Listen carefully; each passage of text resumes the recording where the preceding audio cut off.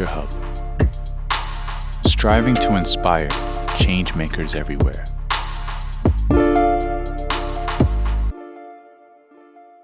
Into it. It's been close to a year. Stop. Yeah. I paused it for a bit. And now you're bringing it back with what?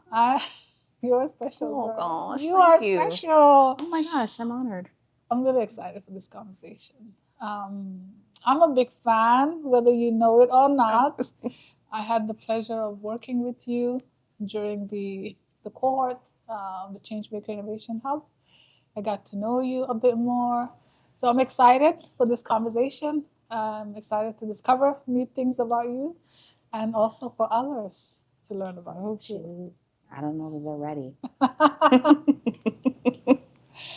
Okay, so I always like to start with something fun to Got it? open up our conversation. What is earliest memory of you having joy and just, being in that space? Oh, gosh. My earliest joy memory. Wow. Joyful. Okay. Mm-hmm.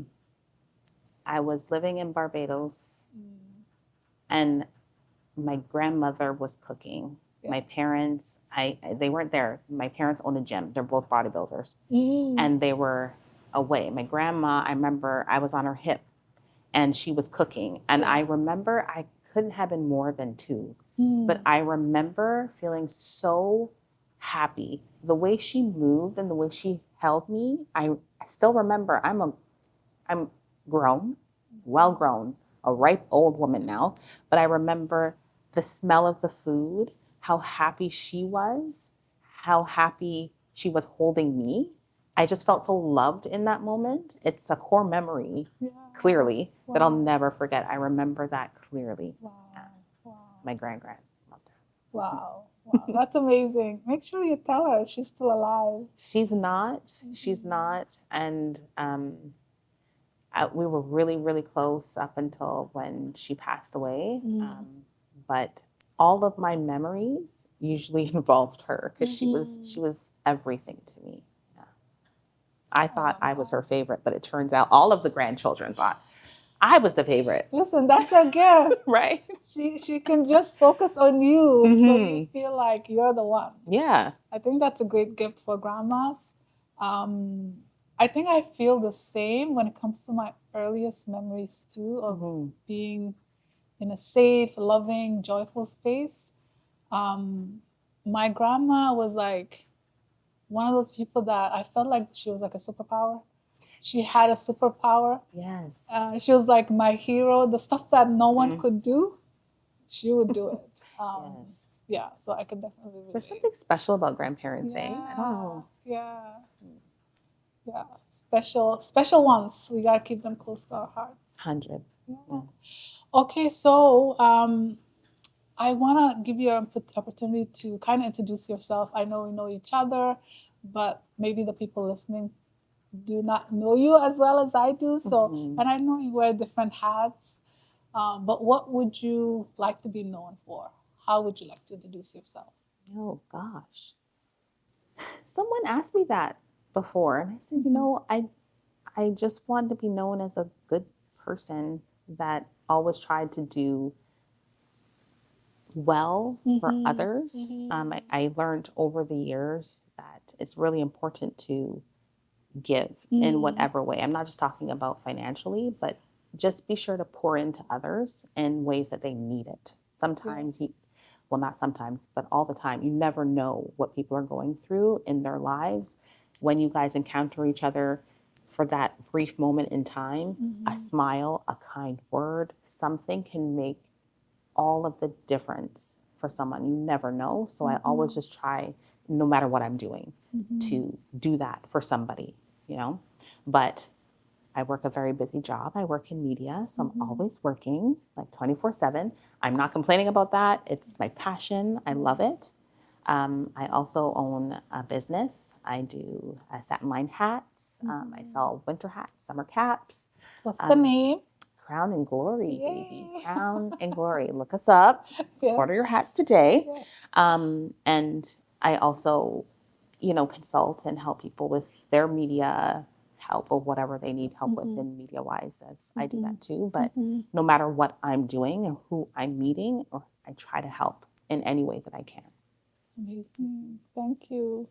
I think people sometimes forget that basic requirement of being a human, right? I feel like everything else gets on top of that we forget to be kind, to be present, to be supportive in any way that we can. It doesn't have to be like, putting yourself aside and just living for people, but it's kind little things like smiling, opening the door for someone, seeing people, even if they're like for a second that you interact with them. And we're in a space and time where I find things are moving really fast and everyone's caught up in their own lives and their own issues. And I mean, we're all going through something, so it's better to just be kind. Just be good. Yeah. Just be present. And it resonates. You get it back to. Yeah. Let's talk about your other ventures. I know you mentioned you have satin line hats, and you do also consulting. So maybe we could start with the satin line hats. What's the story behind it? What's the inspiration for creating that? Well, it was kind of selfish at first, but because of something I was going through personally, and I'm sure we'll talk about that. Yes. But the bigger picture, it grew into something for us, for people with fine hair, curly hair, 4C hair. I wanted to sell something that we could enjoy that would be beneficial to us. I have my hair braided now, and like when I have my hair braided, I can't wear a hat, right? It's like I struggle, I'm fighting, I'm pulling at my braids, I'm tugging at my hair, but with these hats, and it's not just baseball caps or half caps, it'll allow me to put my hair up in a ponytail and still have my hair out. Or in the wintertime, I'm wearing a wool cap. Sure, it's going to keep my head warm, but it's also pulling up my hair, it's drying out my hair. So my line of satin line hats helps with that, right? You don't have the frizz, you don't have the breakage. And for people with fine hair especially, or curly hair, 4C hair, whatever, it's good for all hair types.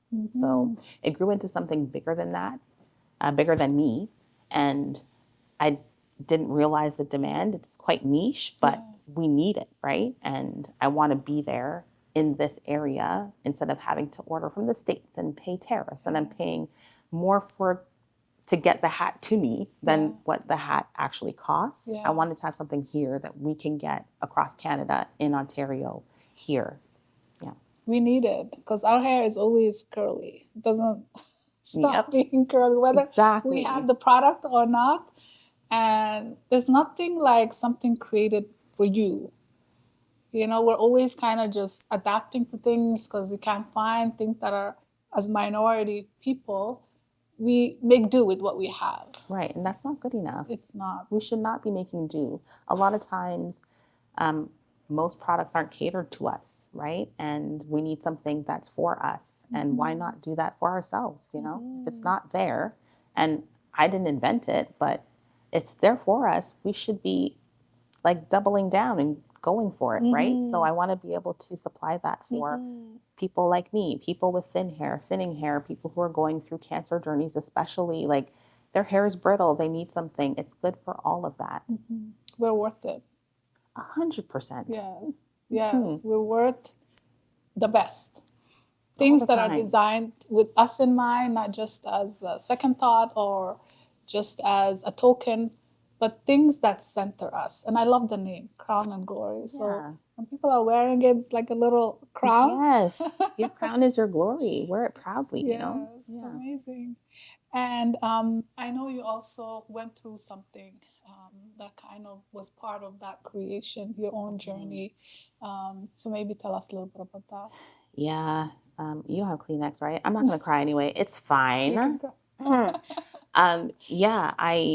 I was diagnosed with cancer a couple years ago, 5 years ago now, and it was a hard journey. I got diagnosed twice. So I'm a colon cancer, lung cancer survivor. And it's really, really hard going through something like that. It goes without saying. It was truly life-changing for me. It put a lot of things into perspective, and I had to slow down. My job is very, very demanding, and I love it. I love being on the go all the time, at all times. But going through something like this taught me that I have to enjoy moments. I can't just be on that wheel all the time. There's other little things and little wins to enjoy. And I started thinking about, you know, if I don't make it, what legacy am I leaving behind? Like, will people think I was kind? Did I touch anybody in a positive way? Did I have a positive impact on their lives? And I started thinking about that. And it's like, you move through life so quickly.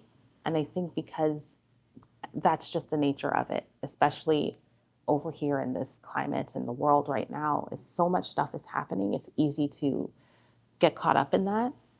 And it was really important to me to do something more for people, not just myself. And I have a son, and he was only 9 when I was diagnosed, and I was very worried about him having to grow up without me. That was a really hard reality to have to think about. Like, I don't want him to grow up without me. I don't want him to not have a parent and have to be told, oh, your mom she really liked X, or she was really funny, or I wanted him to have a chance. And my brother lost one of his parents to cancer at a young age as well. And I saw firsthand how it affected him. And my whole family was just, I think it just brought up a lot of things. And I realized that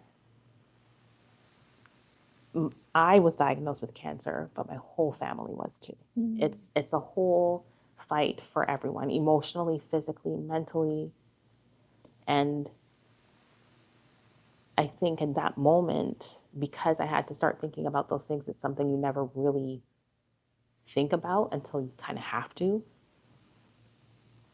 It changed me. Like, you hear people say it all the time. I've heard people say this, especially in the nature of my business. I hear a lot of stories, but going through it, something completely different. I realized, oh my goodness, I have to do something. I want to make sure that everybody is good, everybody is happy. So in case I'm not here, they will be okay. But I decided I changed up a lot of things, but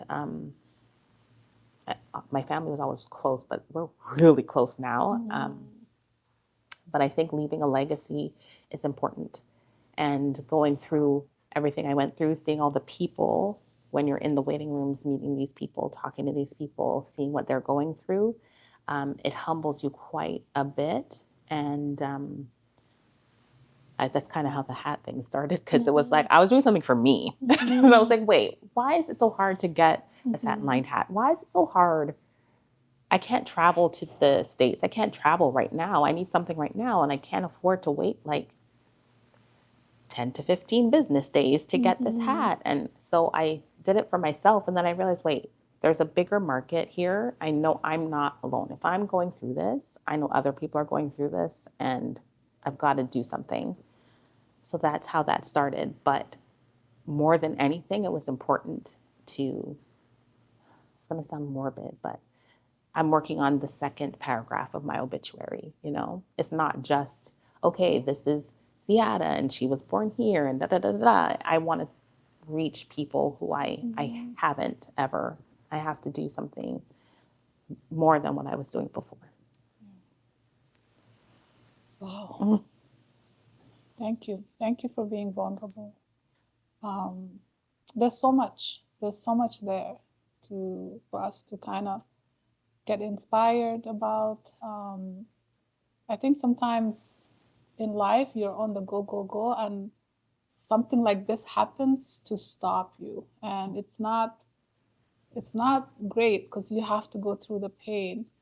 But what I love about your story is that it didn't defeat you, right? You didn't become the cancer. You became something better. The cancer was part of your journey. It allowed you to wake up to certain things that was happening, and you built on that. And you asked the question, what do I want to leave behind? What do I want to be remembered for? And so you got yourself out of that victim space, or this is happening to me, I don't deserve this, my child doesn't deserve this, to what can I do with this? Yeah, I had, unfortunately, some other people who were going through their own cancer journeys and reached out. One of them, his name is Stuntman Stu, and he reached out. He had a very public cancer journey with the city. He had lots of campaigns to help him through his journey, and he calmed me down. He helped me through some tough moments because you can't help it. Your mind is going to get there. Of course. But he gave me some really good advice, which is, Ziyada, your body is going to go through it, but your mind will too. And it's important that you keep yourself positive. If you go down that rabbit hole, it's very hard to get out. So it's important that you stay positive in your mind and work on your mind as well as your body. And I took it, and I didn't realize how important that was. But honestly, that's what saved me, because I started going down there. You start spiraling, but that brought me back. And I realized, okay, you know what? It's one day at a time. It's one step at a time. It's making sure that I stay positive, because then that mentality, whether it's a lie or a truth, right? Your brain doesn't know the difference. So you have to make sure you keep yourself positive in that positive mindset. Yeah. And even when everything or anything is trying to tell you something negative, you can reverse that, right? So it's important to keep your mind in that right space. And that is what helped me through it both times. Wow. That's tough, because that's the real test, right? You could not trick, but you could choose to be positive when things are already okay. Yeah. But when something like this happens that is out of your control, it's hard.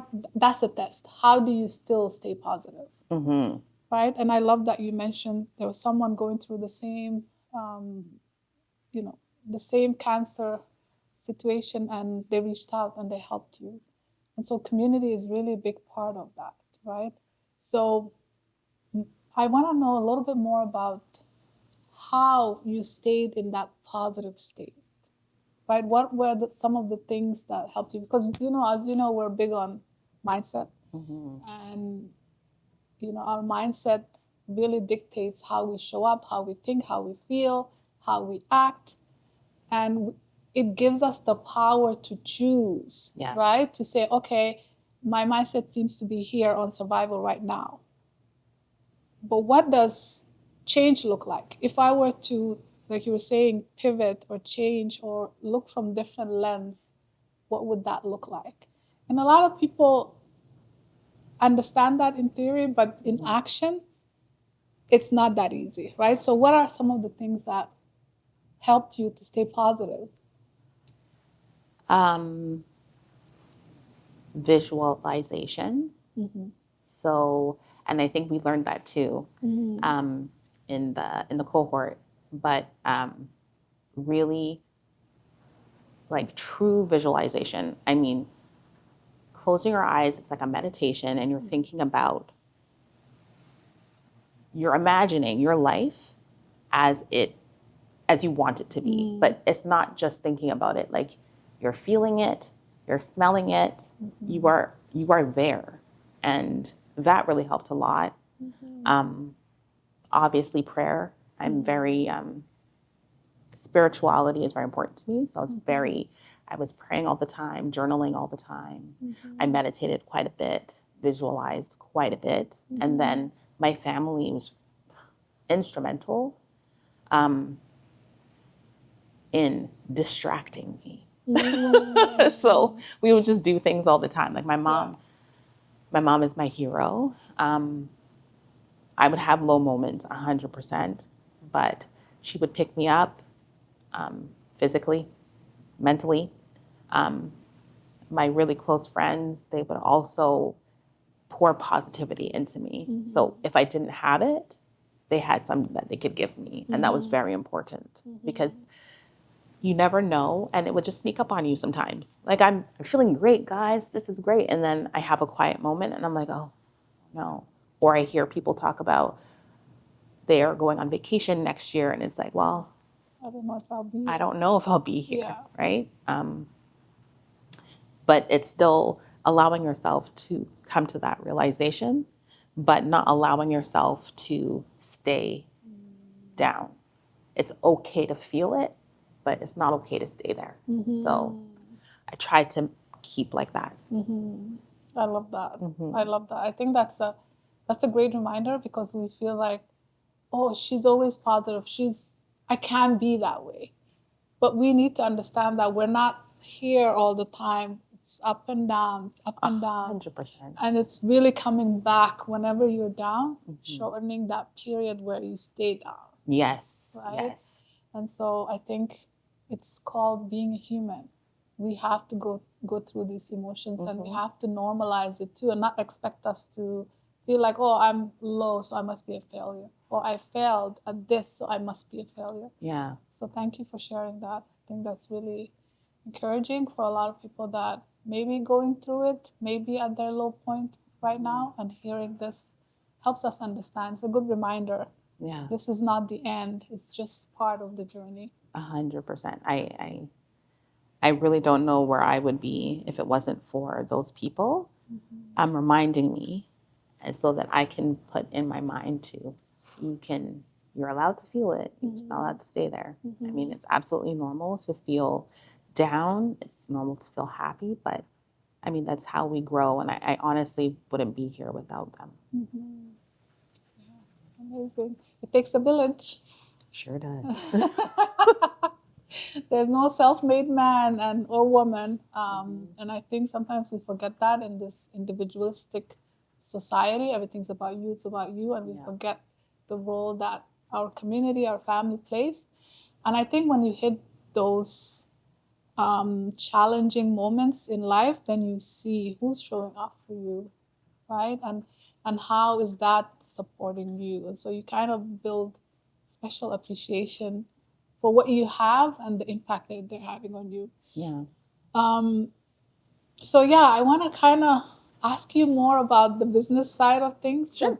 I'm so inspired by the fact that you went through this challenging situation, and out of that, something beautiful was born. And starting a business is hard. Starting a business when you are going through cancer?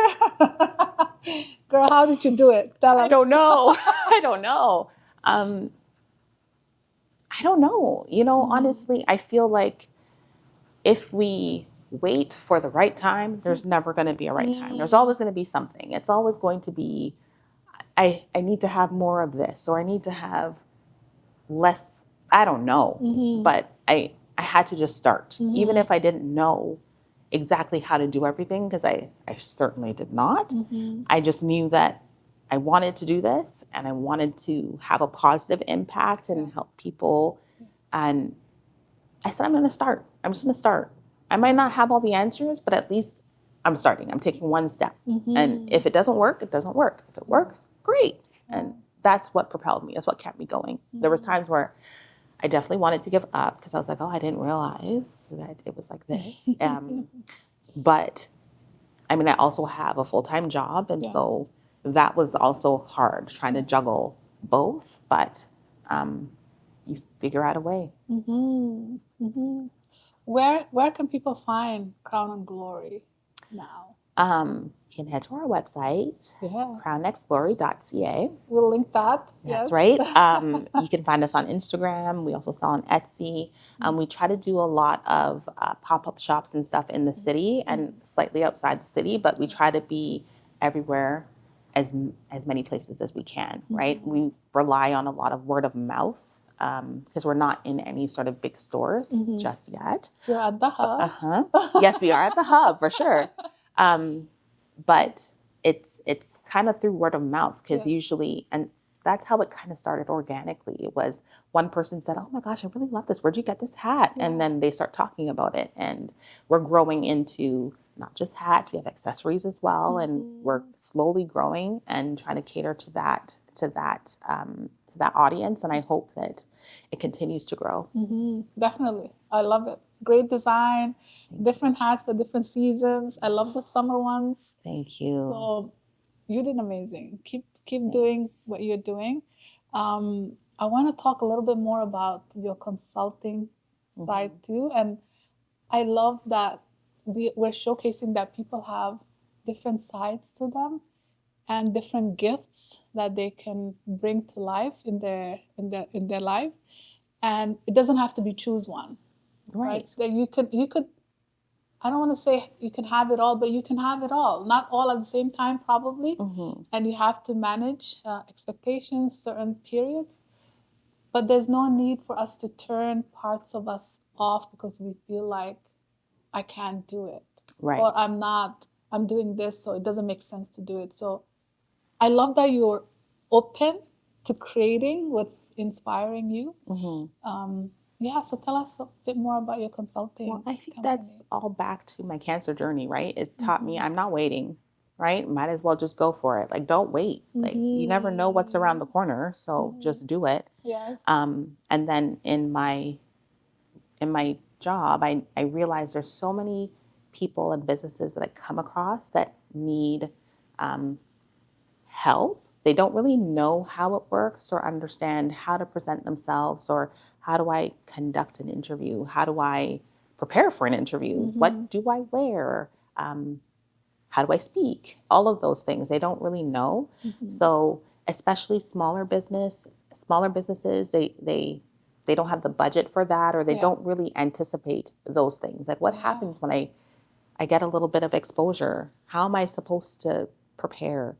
And that's what I want to help with, right? Because there's so many great businesses, small businesses, Black-owned businesses, and they have great stories behind them, great knowledge. Their expertise is great, but they just need a little bit of help. And that's what inspired me for this, Like, a lot of businesses and companies and personalities and politicians, they all have that prep, but it's hard to get a hold of. It's hard to find someone that can do that and not cost an arm and a leg. So of course I want to give back and help people in any which way that I can. So that's how that started. It's a passion of mine anyway, so why not? And you're an expert in this space. You have over 20 years of experience in media. How could that be when I'm only 22? God. Girl, you're superhuman.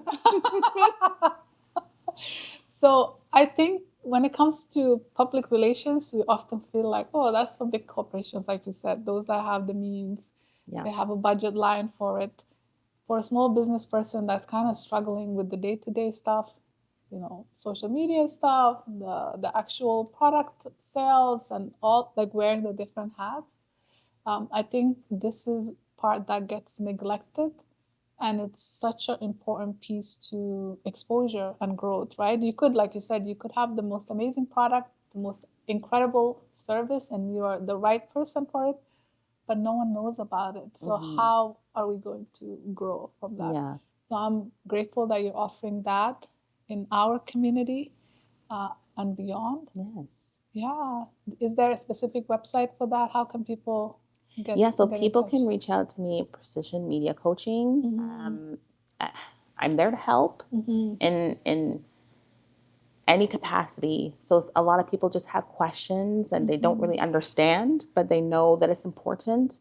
I also try to teach the importance of not just being online. We live in a world where everything is social media based, but it's more than that. It's important to rely on traditional media as well to help get your business out and to build your credibility, which is something that a lot of places lack, especially if you're online, because anyone can be online, right? But to build your credibility with traditional media is super important. So I try to help people that way so they can reach out to me there. And it's free. 100%. Like, so if media picks up your story, it's free exposure for you. Correct. Right? Correct. Yeah. And you just have to understand how to market and sell your business and your expertise, I should say. Yeah. I think a lot of people will be flooding your I hope so. inbox. I hope so. Come to me, I'll help you. Okay. I know we're kind of getting closer to the end. I want to ask you 3 lessons that you learned that you want to share with someone that's maybe starting out their business now or going through challenging times. What would be 3 lessons that helped you? One is to find a good mentor. Mentorship is important, and you aren't always going to know all the answers, right? You don't know everything. So even when you think, oh, there's no way, someone might have a better idea or come up with an option that you didn't even think of, right? So mentorship is important to keep you on track, to hold you accountable. I'd say that is important. The second thing is to, when times get tough, don't forget why you started. It's a lot of people have passion for something, or they have a belief in their product, their service, whatever that case is. But then other things get in the way. Oh, well, it's kind of expensive, or I don't know where I would XYZ. It doesn't mean you should stop. You know your service is good. You know your product is good. Don't give up. Even when it's hard. That's what life is. Life is always hard. It's always going to be hard. So don't give up. And the third thing I would say is,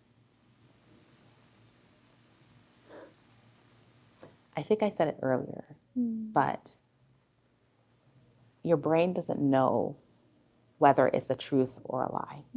You have to train yourself mentally to handle any and all things, because when you start a business or when you put yourself out there, it's extremely vulnerable, and you're going to have people who believe in you. You're going to have people who will laugh at you. You're going to have people who you thought would be your biggest cheerleaders, not.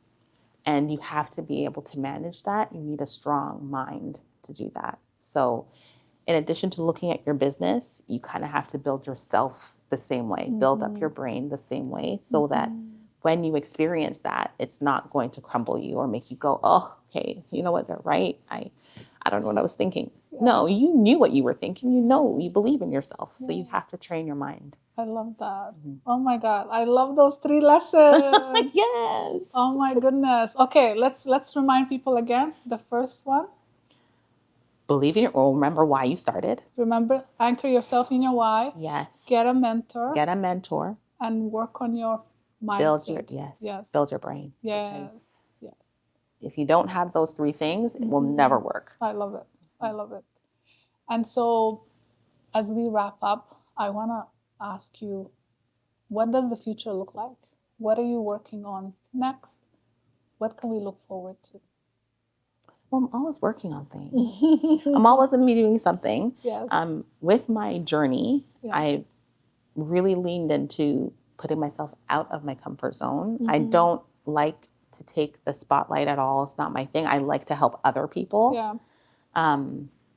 So I'm You're taking the spotlight of helping other people. I am. Yeah. But in my immediate future, I'm focused on a walk. So I'm trying to get back to the Ottawa Hospital. I'm walking from Montreal to the Ottawa Hospital to raise money and research for cancer care. 242 kilometers exactly. Wow. Over 6 days. I know. Wow. I know. But why not, At right? least you'll be fit at the end of it. I hope so. Be like, I mean, my feet are going to already hurt. Everything's going to hurt, but it's going to be well worth it, because Yes. honestly, the Ottawa Hospital saved my life, and I want to do something to give back to them and the amazing research that they're doing there. Because honestly, the technology is amazing. I had surgery on my lung, I had part of my lung removed, and I was home within 24 hours of my surgery. Like the technology is crazy. So it wouldn't have been possible if people weren't donating. So that's why I'm trying to raise money for that. And also too, I want to use the opportunity to remind people, especially people of color, that we have to look after our health.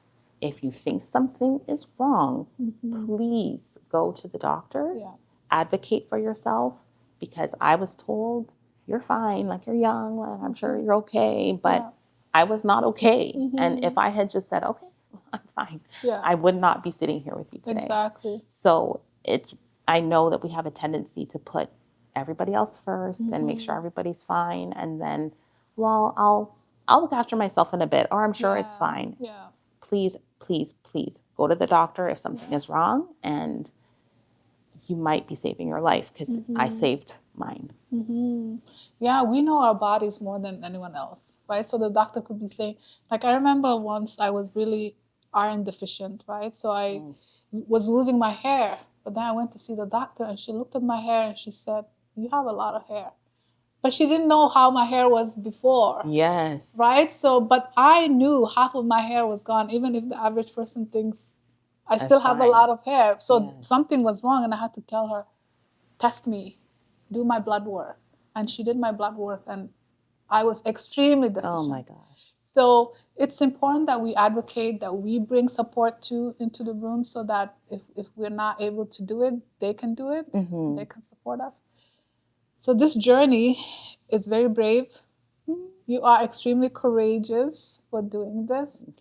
And I think it's important that we do that. We're not always needing, we're not always charity work. We're giving too. Yes. And we can give in this way too. So this raises awareness, it raises funds, but it's also inspiring for other people that are going through this and kind of feeling like, am I going to come out on the other side? They can see they're not only going to come out, they can give back as well, right? So how can people support this mission that you're on? Give us the details. Okay, so I leave for my walk on August 29th from the South Shore of Montreal, and I'm walking all the way to the Cancer Center, the general campus. In Ottawa. In Ottawa, yeah. So I do have a website through the Ottawa Hospital Foundation. You can head there and donate straight there. You can get tax receipts for all of your donations. And follow me on my journey. Like, I'm going to be on social media the whole time. And I'm also walking for people. I'm asking people to send me names. A lot of them are sending me names of themselves, of their family members who are still fighting, who they've lost. My first steps will be for my brother's father. I mentioned him earlier. He passed away with his battle with leukemia. I'm walking for Sunny. I'm walking for all of the people who have been mentioned. 1 kilometer or 1 hour or 5 kilometers, I'll be walking in total silence at night with a candle with all of their names written on my shirt in their honor. Because I'm not just walking for myself, I'm walking for all of them too. Wow. Can we walk with you? You know what? So many people have reached out and asked if they can walk with me. Of course. So just reach out to me. I'll tell you where I am. Yeah. And then some people are walking 1K, 2K. One of my friends is going to walk 20 kilometers with me in the forest. So I'm super excited. Of course. Anyone who wants to join me, join me. Thank you so much. Thank you for all that you do. Thank you for who you are. You're extremely inspirational, not just with your words, but for who you are. And those that have been fortunate enough to interact with you, to have you in their circle, know how precious you are. So we're grateful that you're here. We're grateful for this time. We thank you for everything that you're doing. Thank you. Thank you. Thank you. Made me cry. Let's hug.